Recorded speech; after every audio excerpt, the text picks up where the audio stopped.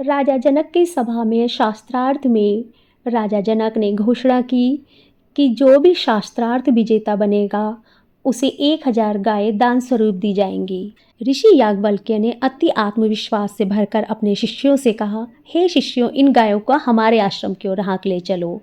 इतना सुनते ही सभी ऋषि याज्ञवल्क्य से शास्त्रार्थ करने लगे। याज्ञवल्क्य ने सबके प्रश्नों का यथाविधि उत्तर दिया। उस सभा में ब्रह्मवादिनी गार्गी भी बुलाई गई थी। सबके पश्चात याज्ञवल्क्य जी से शास्त्रार्थ करने के लिए वे उठी। दोनों के बीच शास्त्रार्थ हुआ। गार्गी ने याज्ञवल्क्य जी से कई प्रश्न किए।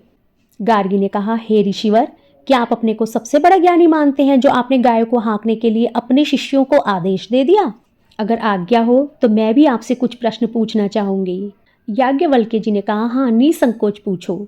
गार्गी उनसे सवाल पर सवाल पूछे जा रही थी। याज्ञवल्क्य जी बहुत बार प्रश्न में उलझकर क्रोधित हो गए। उन्होंने गार्गी से कहा, गार्गी, इतने प्रश्न मत करो, कहीं ऐसा ना हो कि तुम्हारा मस्तक ही फट जाए। अच्छा वक्ता वही होता है जिसे पता होता है कब बोलना और कब चुप रहना है। और क्योंकि गार्गी अच्छी वक्ता थी, इसीलिए क्रोधित याज्ञवल्क्य की फटकार पर चुपचाप सुनती रही।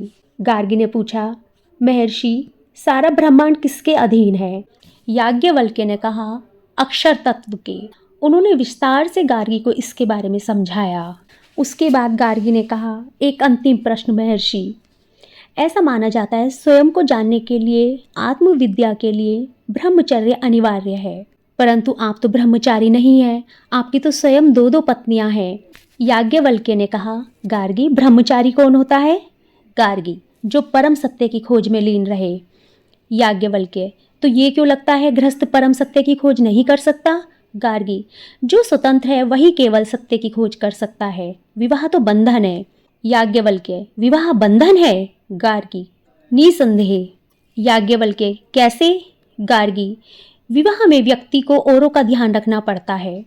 निरंतर मन में किसी न किसी की चिंता लगी रहती है। संतान होने पर उसकी चिंता अलग।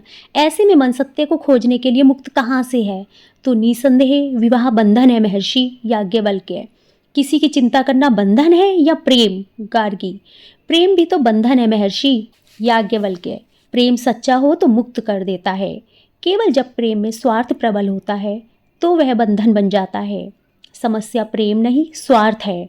गार्गी, प्रेम सदा स्वार्थी होता है महर्षि। याज्ञवल्क्य, प्रेम से आशाएं जुड़ने लगती हैं, इच्छाएं जुड़ने लगती हैं, तब स्वार्थ का जन्म होता है।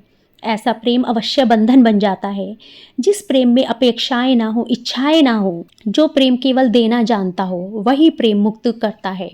गार्गी, सुनने में तो आपके शब्द प्रभावित कर रहे महर्षि, परंतु क्या आप इस प्रेम का कोई उदाहरण दे सकते हैं?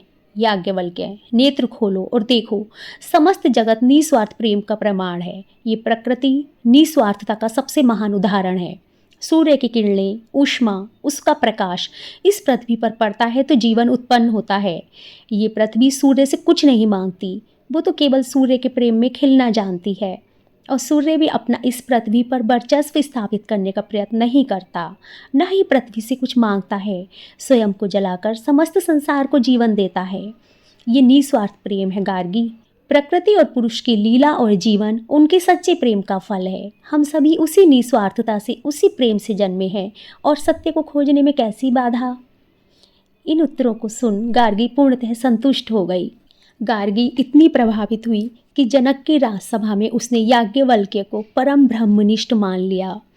इसके बाद गार्गी ने याज्ञवल्क्य की प्रशंसा कर अपनी बात खत्म की और सभी ने माना कि गार्गी में भी जरा भी अहंकार नहीं है।